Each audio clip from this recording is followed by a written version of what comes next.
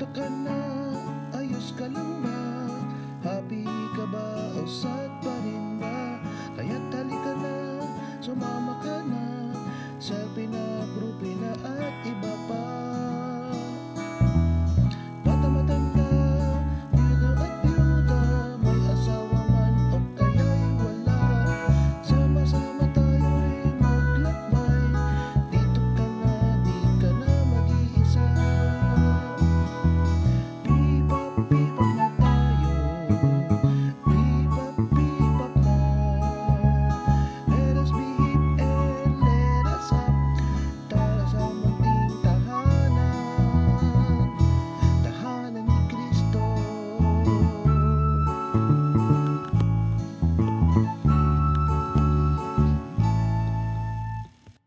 Good afternoon. Welcome to Pipa Live. Yes, it's Paris Pastoral Accompaniment Program. Yes.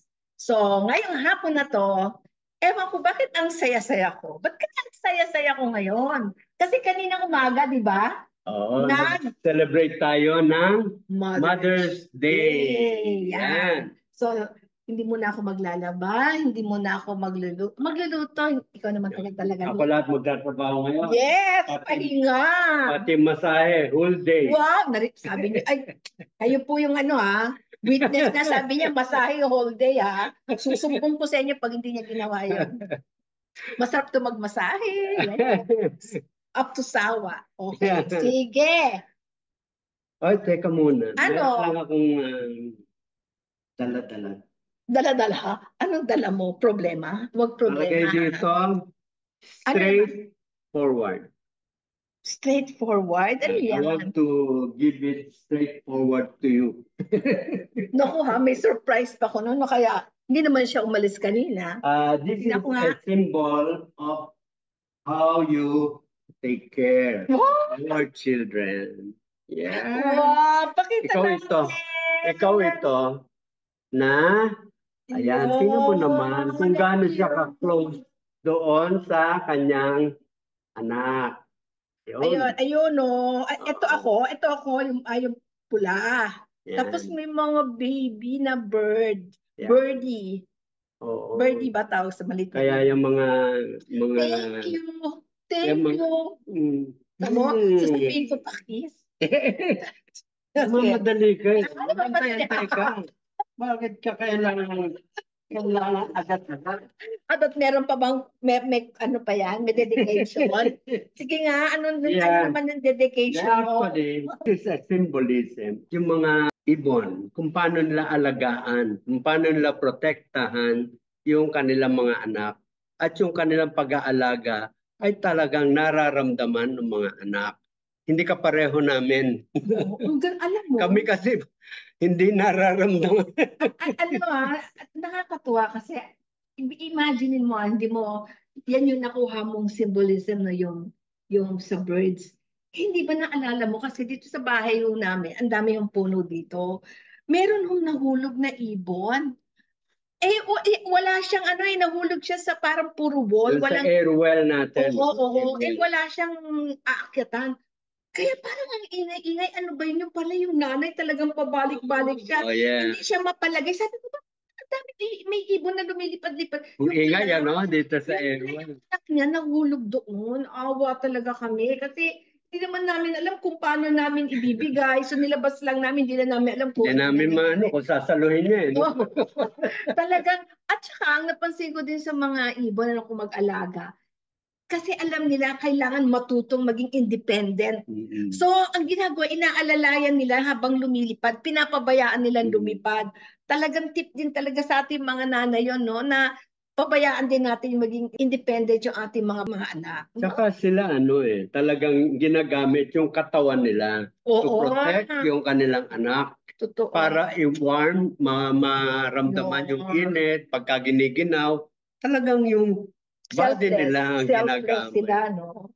Parang kahit na sila yung masaktan, Kaya naman, very close talaga yung Grabe talaga yung mga mga So, ito yung ating pag-uusapan. This is taken from paragraph 174 to 175 of Amoris Laetitia. Napapaloob dun sa chapter 5 na ang sabi, love made fruitful. Yes. Yun. So yung pagmamahal, talagang nakikita natin kung paano lumalaki ang bata pagka siya ay lumaki sa pagmamahal. Mm-mm. Ngayon, sino ang higit na kapagbibigay ng pagmamahal sa bata? It is the mother. Yeah. Kasi unang-una, sa kanila nanggaling yun.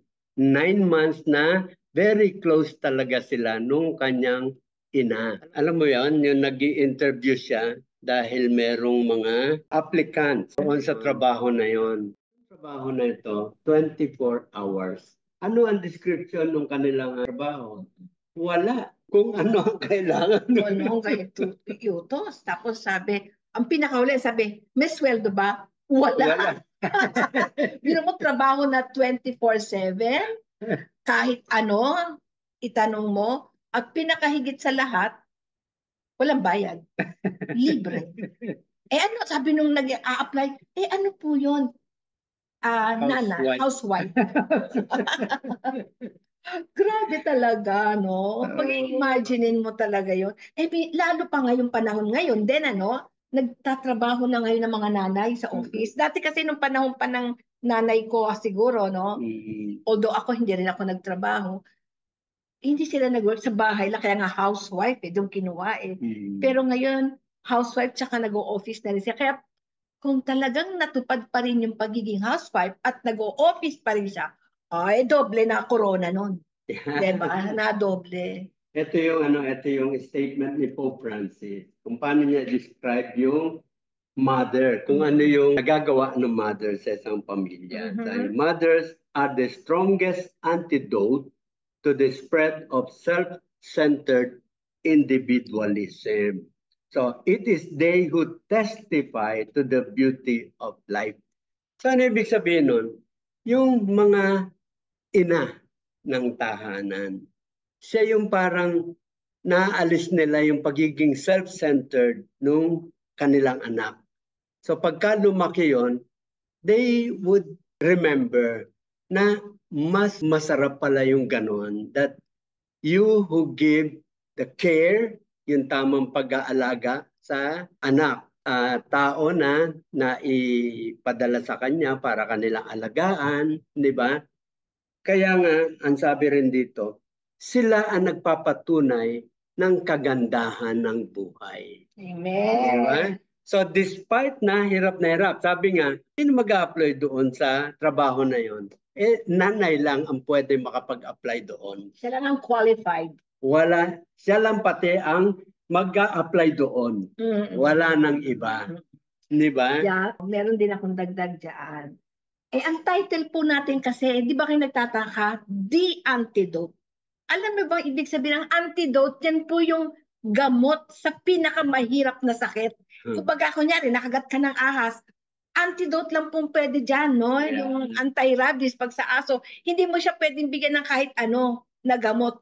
Yun lang talaga. Kaya ang nanay, siya daw yung antidote, no? Ng isang parang isang pamilya na kulang sa pag-ibig o yung mga anak para lumaki ng tama, no? Yung nanay, no? Yung antidote, no? Yung gamot. Eh yun yung pagmamahal ng nanay sa kanyang pamilya. Actually, hindi lang sa anak, pati sa asawa. Kasi siya yung nagmumuldo sa loob eh, di ba? No? Iba-iba yung mga, imaginein mo, iba-iba ugali ng mga bata. Pati asawa niya, kailangan niya i-balance lahat yan. Like, kunyari, yung tatay, alam mo, disiplinaryo. Ganito, ganyan, ganyan. Adi, paano niya sasabihin sa anak niya? Isang anak niya, sensitive. Adi, ito na naman si antidote. Teka, ayusin natin. Paano niya ibababa yung gustong sabihin ng tatay na disiplina sa anak na yung anak hindi masasaktan. So, eto na si antidote. Yan, ganyan yung ginagawa ng nanay. Alam mo, na-imagine ko talaga yung paano nagkaroon ng ganon sa isang pamilya. Ibig sabihin, talagang sobrang selfless. Ito ay sa tingin ko, ito yung design ni God. Yeah, Ganito niya dinesign ang pamilya. Kaya nga, nobody can do the task, the job na ginagampanan ng isang ina. Di ba? Mm-mm. So, punong-puno siguro ng biyaya ang binubuhos ng Yan. Diyos sa isang ina. That is why kayang-kaya niyang tanggapin. Sabi nga, lahat ng mga kahirapan, sinasalo niyan lahat para dun sa kanyang anak. Totoo. Kaya nga, alam mo naman si Lord, mahilig yan na talagang ipakita sa atin ang example, di ba? Example niya dito si Mama Mary. No? Kung paano ni Mama Mary tinanggap o naging selfless niya, knowing na yung anak niya mamamatay for the love of God. So tayong mga ina, hindi lang yung anak natin sa mundo, kundi yung pagmamahal din natin kay God kasi kailangan makuha natin yung pagmamahal ni God kasi kung hindi, hindi natin makakayanan o mawalan tayo ng grasya na paano natin mamahalin yung marami nating mga anak, yung ating pamilya. So galing din kay God. Kaya nga talagang ibig sabihin, itong design ng God na ito, ang pinaka-importanting element sa isang pamilya ay ang ina. Kaya nga, tayong mga ama, tayong mga tatay, mga anak, sana makita ninyo yung mga nagagawa ng ina sa isang tahanan. Kaya nga, di ba sabi sa'yo ng tatay mo, alalahanin mo, ano sabi Oo sa'yo? nga, kasi po, balik lang po tayo kung nakakinig sa story ko dati, hindi po talaga ako mabait, no? Medyo suwail din ako na anak. Kahit na hindi ako nakakalakad, kung saan ho ako nakakarating. Imagine niyo po yun. Kaya yung nanay ko laging worry dyan sa akin pag kunyari gabi na ako nakakauwi or hindi ako nagta-taxi, nagko-commute ako, no? So, minsan parang nainis ako sa bahay. Parang gusto kong umalis muna. Parang naglayas, kaya lang naglayas na nagpaalam, no? Sinabi ko na babalik Ano yan, ako, sulat? ganyan. Oh, Sumulat sulat. ka. Sumulat ako na hindi ako naglalayas. Kaya lang hindi ko sasabihin kung saan ako, pero babalik ako, huwag kayong mag-alala. Para naman hindi mag-alala. Pwede ba yon? Kung sa akin nangyari yun, nare-realize ko, ang hirap nun. Tapos yung anak mo hindi nakakalakad. Eh kung biglang habulin siya ng kahit aso, makakatakbo ba yun? Hindi, di ba? So ngayon, nung nalaman din ng tatay ko kung nasan ako, sinundo ako. Hindi ako pinagalitan. Ang sabi lang ng tatay ko, habang nakasakay kami sa kotse, sabi niya, tandaan mo, isa lang ang nanay mo. Yun lang. Isa lang ang nanay mo. Wala na siyang ibang sinabi. Nag-stick sa mind ko. Yun po yung turning point sa buhay ko na nagbago po talaga ako. No, hindi na ako naging rebelde, ganyan. So, parang ang sabi ng tatay ko, yung isa, ibig sabihin, hindi po siya mapapalitan. No, na pag nawala siya, wala na pong ipapalit yung tatay ko sa Sikat na. kanya. Siyempre si God. God is always there. Pero ibig ko sabihin yung physically, nakukuha pa siya ng ibang nanay. So yung ganun siya ka-importante sa buhay naming pamilya na sinabi niya isa lang ang nanay mo. So when you know that you have only one mother, no? Siyempre, i-value mo yan, isa lang eh. Di ba parang laruan o ano, meron kang mga collections. Irreplaceable. Irreplaceable, bawat isa yun. Pag nabasag yun, hindi mo na yun mapapalitan. So, na-imagine ko lang kung gaano karaming biyaya ang binibigay ng Diyos sa isang ina. Yung ina talaga ang nakikita ko. Kaya naman, lahat na nakapaligid sa ina should be able to respond as a gratitude. When you become grateful to your mother, you become grateful to God. Yun ang nakikita ko. Tuwan-tuwa ang ating Panginoon when you show your gratitude sa iyong ina. Alam niyo medyo mas ang ama no? Hindi masyadong naghahanap nung ganung klaseng pag-respond sa pagmamahal na ibinibigay. Ang ama, makita lang naman na maganda ang kanyang katayuan. Masaya na ang ama, satisfied na. Pero ang ina, not only yung kanyang external na kalagayan, kundi yung kanyang kalooban. Hanggang doon, tinitingnan ng ina yan. Yeah, hindi ba yung parang sinabi, masaya na yung anak ko kasi meron na siyang maganda na yung estado ng buhay niya. Masaya ba siya? Yung ganun, hindi pa rin kontento, ang dami pa rin tanong, di ba? Oo. So ano naman ngayon ang respond ng mga tatay sa nanay? Ang tatay dapat talagang maging selfless. Ang tatay always try to support. Kita mo kung halimbawa hirap na hirap siya, kung wala pa tayo sa bahay, ang nangyayari, sila ang gumagalaw lahat na yun. Pati tayo, iniintindi nila.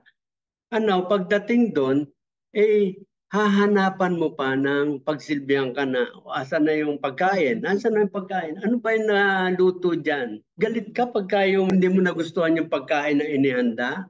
Minsan, pag dumating ka at magulo, hindi mo muna tanungin, ano ba ang mukhang pagod na pagod ka, hindi mo na asikaso yung eto. Rather than maghanap ng maghanap. I think that is unfair to the mother. Kaya lang kasi minsan sinasabi ng asawa, unfair din sa amin, tatrabaho din kami sa labas. No, ibang-iba talaga. If you will only know. Ako nalalaman ko yun kasi nakakasama ko siya rito sa bahay, lalo na nag-retire ako. No? Pero ngayon parang ako na parang ako na nanay. Inalaw ni Lord yung para maramdaman mo din kung paano maging nanay. Mukhang nabaliktad na. Makinig ka. Alam mo, ang galing talaga ni Lord kasi ngayon, hindi mo alam, noon kasi talagang birang-bira ang tatay na nasa kusina. No, tatay ko nga hindi rin marunong magluto pero hindi makikita sa kusina. Pero ngayon, bata pa lang, no?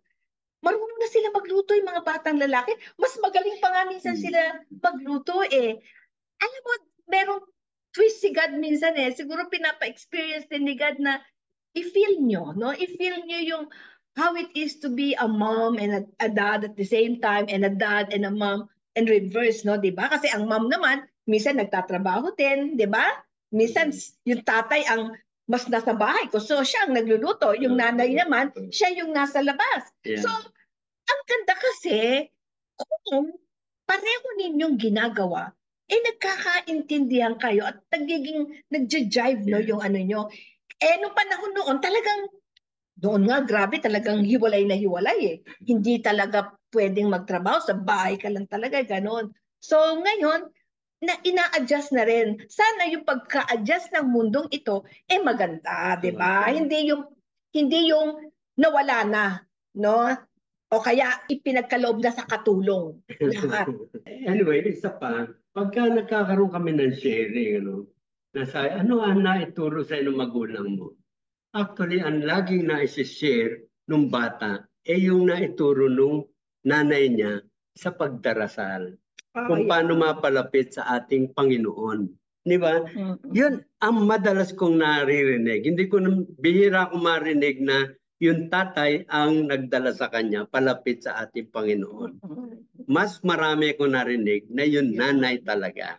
Sabi rin ni Pope Francis, without mothers, not only would there be new faithful, but the faith itself would lose a good part of its simple and profound warmth. So, kung wala yung mother, malamang talagang kukonti ang napapalapit sa ating Panginoon. So, mother talaga ang nagpapadaloy nung faith from one generation Kaya nga to makikita mo naman ng simbahan, puro mga nanay no? Mas maraming nanay, mas maraming babae kaysa sa lalaki. Kaya nga dito, si Pope Francis sa paragraph 174, pinasalamatan niya yung mga mothers. Sabi niya ni Pope Francis, Dear mothers, thank you.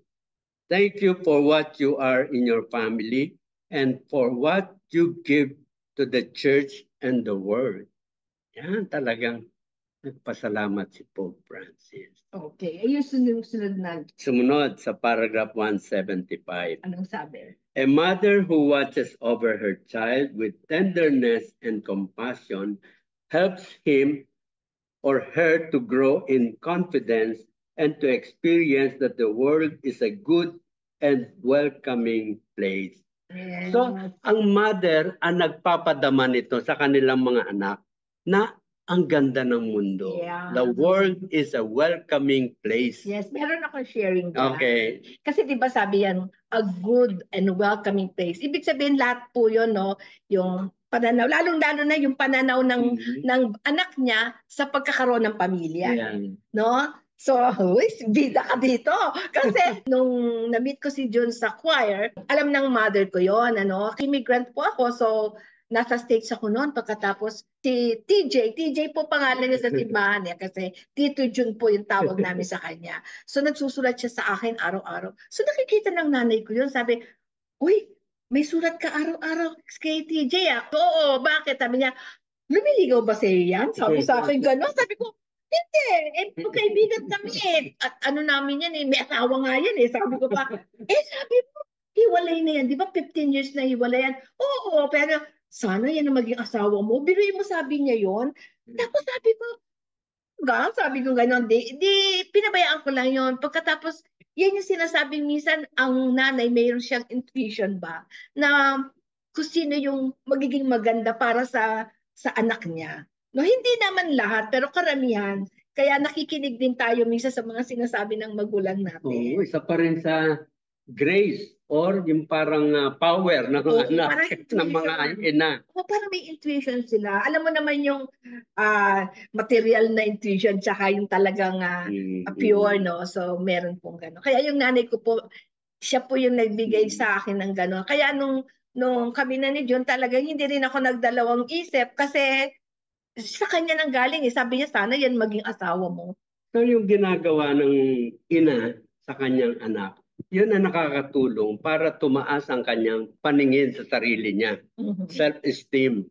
At saka nagiging confident siya sa pagharap sa ibang mga tao. Yun yung magandang nangyayari. Yeah. Pagka yung ina ay talagang pinararamdam niya that this world is a good place to live in. Yeah, totoo. So ngayon, kung ganun ang nangyayari, ibig sabihin, ang ina ang nagde-define doon sa karakter ng anak.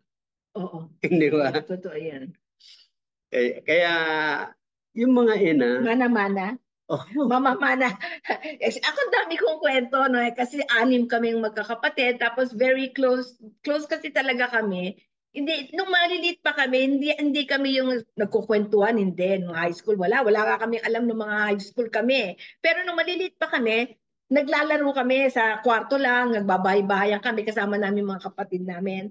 Tapos nung tumanda na kami, naging senior, doon kami lalong naging close. Nung naging senior na kami, kaya nire-recall namin, nung maliliit pa kami na talagang yung nanay namin, binigyan kami ng kung ano yung mga dapat namin gawing trabaho. Pagkatapos, nare-recall ko din na hindi siya yung hindi siya mabunganga, yung gano'n yung, gising na kayo mga gano'n, yung masyadong madaldal, hindi rin siya gano'n.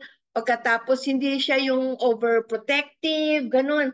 Kaya naman ako nahawa ako doon, hindi ako overprotective. Yung mga anak ko, minsan na pinalalaro ko lang sa side, hindi ba yung, madudumihan ka, yung gano'n, hindi ako gano'n eh. So, hindi sila natatakot pag nasugat sila, hindi ako natataranta, yung gagamutin mo lang.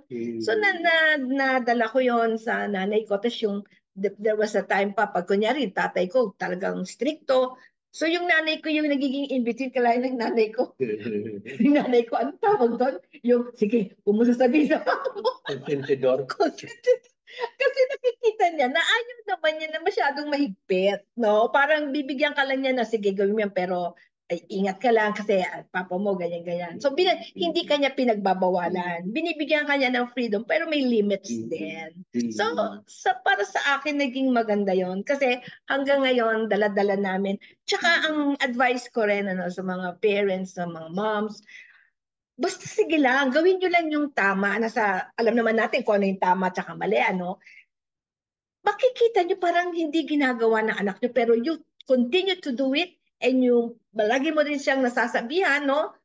Pag tumanda po yan, mai-implant po yan sa isip niya. Pag nag-asawa na siya, o kung hindi man siya nag-asawa, tumanda na siya, lahat po ng nakita niya nila sa atin, madadala po nila yan. Kaya wag po kayo mawala ng pag-asa na nakikita nyo na yung anak nyo, kailan kaya ito magbabago, kailan kaya ganun, huwag kayong mag-worry sa ganun. And then you surrender that to the Lord. You can die in peace, I'm sure. Ako, ang naaalala ko lang, nadala ko yun, naging karakter ko na yun.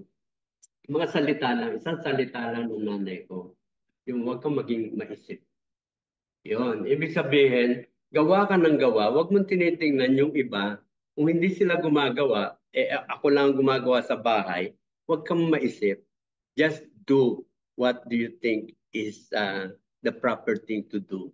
Just Huwag do it. maisip. Just do it. Parang Nike, no? Alam ba namin Tapos sa yung isa pa, yung sabi niya, yung maaga. Laging maaga ang gising. Naku, Yeah. ayaw niya nung tanghali na Pero gumigising. parang maganda yun, pero may pagkanega rin. Bakit? Kasi i-stress ka pag nalilate tayo. Parang, late na tayo. Ayun. So, yun yung yun yung talagang nag-stick sa akin, naging marka sa karakter ko yun. Tingin ko rin na kaya sinabi nga ni Pope Francis na talagang yung nanay yung tagahab. Kasi biri mo, lumaki sila sa tiyan namin, yung mga bata, lumaki sa tiyan ng nanay. 9 months.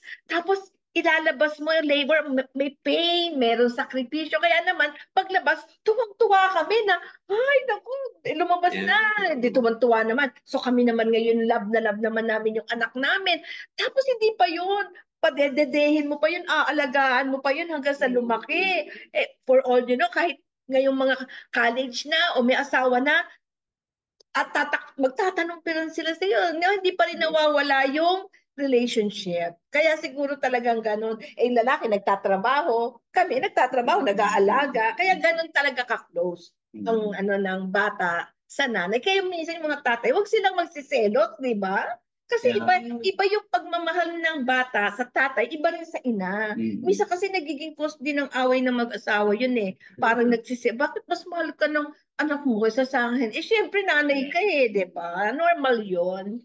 Ayan. So, marami na tayong nasabi to honor mothers.